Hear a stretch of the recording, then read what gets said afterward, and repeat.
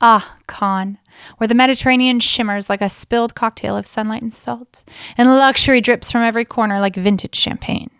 Nestled on the French Riviera, this glittering seaside town is best known for its red carpets, private yachts, and movie star mystique. During the summer, Cannes transforms into a playground for the ultra-rich and internationally famous, with beachfront hotels like the Carlton standing as both icons of elegance and, as it turns out, perfect marks for the bold and the brazen. It's a place where diamonds sparkle and sometimes disappear. Welcome to Capers and Cocktails, a true crime podcast that doesn't take itself too seriously and gives you something to enjoy while you listen. The following content may be disturbing to some. Discretion is advised. If you're enjoying one of our themed cocktails, ensure you're of legal drinking age and have fun, but drink responsibly. On July 28, 2013, the diamonds were indeed sparkling at the Carlton Intercontinental Hotel. A jewels showcase, Extraordinary Diamonds, had just been set up by famed Uzbek oligarch turned Israeli billionaire jeweler Lev Avnerovich Leviev. The Carlton was a fitting backdrop for a show like this because it was elegant, iconic, and dripping with old-world glamour. The hotel even starred in Hitchcock's To Catch a Thief, where Cary Grant plays a suave jewel thief targeting the hotel's rich and fabulous guests. And maybe you shouldn't be surprised at this point, but the security was a bit lax. According to unnamed investigators, the Carlton presents a unique security challenge. Its doors open directly onto the Croisette Promenade, a lively stretch that's filled with tourists and celebrities, particularly during the Spring Film Festival and throughout the busy summer months. This constant flow of people makes it incredibly difficult to control access or spot something suspicious before it's too late. Vashi Dominguez of London's diamond manufacturers says, quote, "I go to a lot of these exhibitions, and I am always shocked by the lack of security in Europe, especially given the value of diamonds and the fact that they are so portable," end quote. Lacks security and lots of diamonds. So what do you think is going to happen?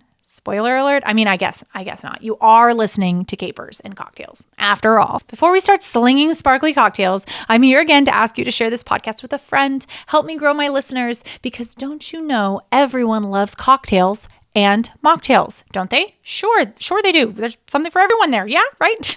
The Boulevardier, a drink with a name as suave as the people who first sipped it, and I'm still not sure that I pronounced it correctly. Anyway, this cocktail made its print debut in the 1927 Parisian book Barflies and Cocktails, credited to Erskine Gwynn, an American writer who founded a monthly magazine in Paris called Boulevardier. The drink didn't even show up in the main recipe list. It popped up in an essay called Cocktails About Town, featuring the go-to drinks of the city's most dashing socialites. The drink is a simple but bold equal parts cocktail, and you can get the ingredients and the recipe out of the description box. Around noon, the jewels, which included 72 pieces in total, were being transferred from the hotel's vault to secure display cases set up for the show. Of those, 34 were considered exceptional, making this one of the most valuable exhibitions ever held at the hotel. As the final items were being arranged, a man slipped through a French door that opened onto the terrace among the famous Promenade de la Croisette, like we said earlier. His face was concealed by a scarf and a baseball cap, and he wore a motorcycle helmet, as probably an extra layer of disguise, or maybe he was just being safe, safety first, I don't know. He reached into his jacket and pulled out a semi-automatic pistol, waving it silently at the vendors and the 3 security guards inside, all of whom were unarmed.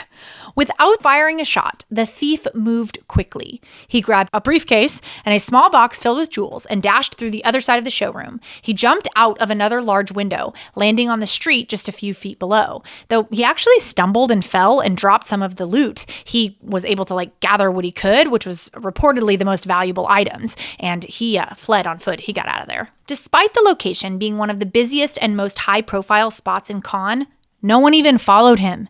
The entire operation was over in less than 60 seconds. And just like that, the thief vanished into the streets. Inside his bag, there were 72 pieces of jewelry and loose stones. Yes, 34 of those with an exceptional grade. It was an estimated $136 million haul.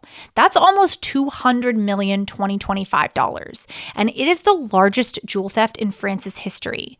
In fact, the Carlton con job may be the single biggest jewel heist in recorded history, especially in terms of values stolen in a single non-violent event. Wild. This robbery actually marked the third major jewel theft on the Riviera in a surprisingly short span of time. It followed the disappearance of $1.4 million worth of jewels during the Cannes Film Festival and the separate theft of a necklace valued at $1.9 million. In fact, this wasn't even the first heist at the Carlton Hotel. It was also the venue of a stunning heist in August 1994 when gunmen firing what later proved to be blanks burst into the hotel's jewelry store and made off with $77 million in valuables. Clearly, the French Riviera has been having a bit of a jewel crisis for quite some time. The theft, of course, started a nationwide manhunt. The authorities didn't have much to go on. A lone gunman who left no fingerprints and was fairly well disguised. Many believed he acted alone. And remember, the entire incident took less than 1 minute.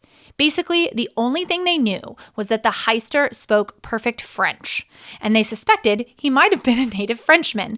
But that could only narrow it down to about 32 million possible, all of the men of France. Anyway, 10 days after the heist, a $1.3 million reward was put on the table by SW Associates, a company working on behalf of the insurers of the diamonds, Lloyd's of London. The reward was offered to the first person who could provide information leading to the recovery of the stolen jewels. That's not a very big reward, considering how expensive the jewels were. Alongside the announcement, investigators also released images of some of the missing pieces, hoping someone, somewhere, might recognize them and help crack the case. One theory began to develop that, in fact, this dude had not acted alone. Authorities, at least at one point, suspected that the heist could have been pulled off by the legendary jewel thieves known as the Pink Panthers. Those eagle-eyed cocktail conspirators may feel their spidey senses tingling when they hear me say the Pink Panthers. Last season, we did a whole episode about those dazzling, diamond-loving daredevils. They, remember, were the Balkan-based crew of international jewel thieves who turned high-end heists into an art form. They pulled off jobs with surgical precision, movie-level flair, just enough mystery to leave Interpol scratching their heads for decades. Chief Inspector Jan Glassy of the Swiss Central Brigade has said, quote, "If you take all their crimes together, they are the best thieves in the world," end quote. Just 3 days before the Carlton caper, a key member of the Pink Panthers pulled off a prison break in Switzerland, or rather, he was pulled out of prison. Milan Poperic, behind bars for a 2009 jewel heist, became the third Panther in 2 months to escape custody, thanks to accomplices who rammed the prison gates and opened fire. Coincidence? Maybe, or maybe not. The timing of the heist has led many to believe the thief had help from the inside, in the form of someone who tipped him off about exactly when the jewels were being transferred, and when security would be at its weakest, with only unarmed guards and the jewelers at hand. One of the biggest proponents of this theory is another previous Capers and Cocktails star, Larry Lawton. Larry is a former jewel thief turned author and motivational speaker who once ran one of the largest jewel theft operations in the United States before serving time in federal prison. When interviewed, he would say, quote, "It was definitely a professional heist. I've been saying that from day one. It's definitely not a lone man. It was too coordinated. They went in and within 5 minutes, they knew exactly where to go," end quote. It was actually less than 5. It was 1 minute anyway. John Kennedy, president of the New York-based Jewelers Security Alliance, didn't actually think that it mattered if it was an inside job or not, saying, quote, "What do you need with an inside job when a guy can walk in and do this? What inside information do you need? There's a big diamond show," end quote. I'm kind of with him. Seems like jewels are just getting stolen left and right in Cannes. Another theory that's been whispered around the true crime world is even more wild. The jeweler behind the exhibition, Lev Leviev, may have orchestrated the whole thing himself.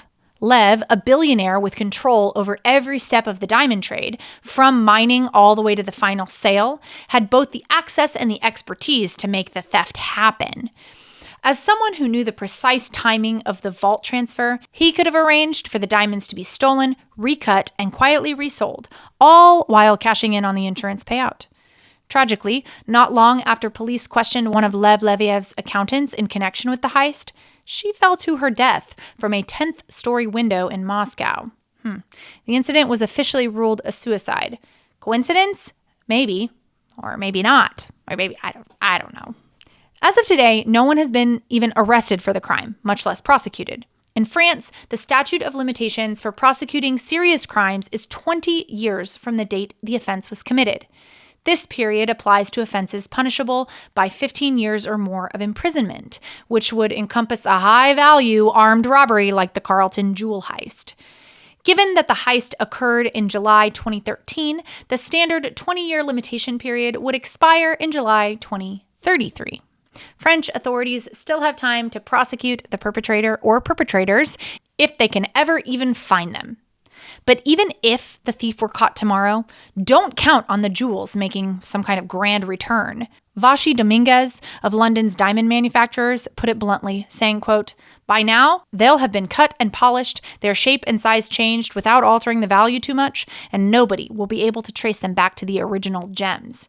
The thief could walk back into the Carlton wearing them, and nobody would be able to prove they were stolen."